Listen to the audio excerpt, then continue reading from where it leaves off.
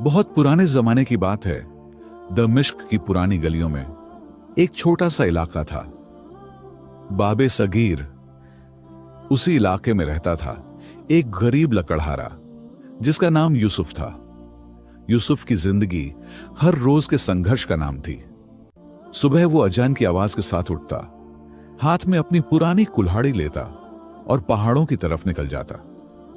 उसका चेहरा सूरज की गर्मी से झुलसा हुआ था, मगर चेहरे पर एक अजीब सी नरमी थी। उसकी झोंपड़ी दमिश्क के बाहरी हिस्से में थी, जहां मिट्टी के घर थे और दीवारों पर पुरानी दरारें। घर में उसकी बीवी सलमा और एक छोटा बेटा हसन रहता था। सलमा की आंखों में हमेशा चिंता की परछाई रहती। वो घर के बाहर मिट्टी के चूल्हे पर कुछ पकाने की कोशिश करती, मगर गरीबी उन्हें कुछ खाने न देती। यूसुफ रोज लकड़ियां काटकर शहर लाता, मगर बाजार में उनका दाम कोई नहीं पूछता।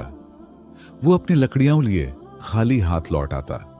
जब शाम होती और दमिश्क की मस्जिदों से मुअज्जिन की आवाज उठती, यूसुफ की झोंपड़ी के दिए की लौ हिलती।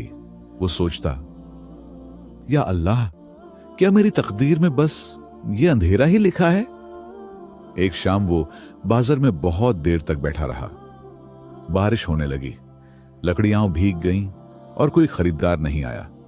जब अंधेरा हुआ तो वो भारी कदमों से घर लौटा। झोंपड़ी के अंदर हसन सो रहा था और सलमा भी लेटी हुई थी। वो अंदर गया तो सलमा धीरे से पूछा, कुछ बिका? यूसुफ ने सिर झुका लिया। नहीं सलमा, आज फिर बाजार सूना था।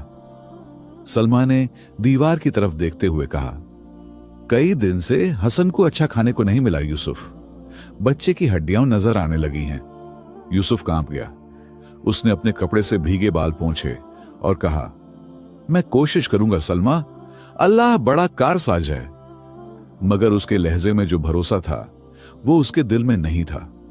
रात भर वो सो न सका। उसने आसमान की तरफ देखा जहां आधा चांद था और अपने आप से कहा, कहते हैं तकदीर आसमान पर लिखी जाती है, मगर मेरे हिस्से में क्या लिखा गया है? शायद सिर्फ थकान। अगले दिन वो फिर जंगल गया। पहाड़ों के बीच हवा ठंडी थी। वो लकड़ियां काटते काटते सोचने लगा, जिंदगी अगर दरख्त है तो मेरे हिस्से की जड़ सूख चुकी है।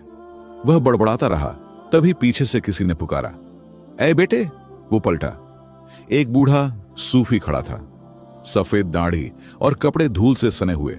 सूफी बोला, तू बहुत बोझ उठाता है, मगर सबसे बड़ा बोझ तेरे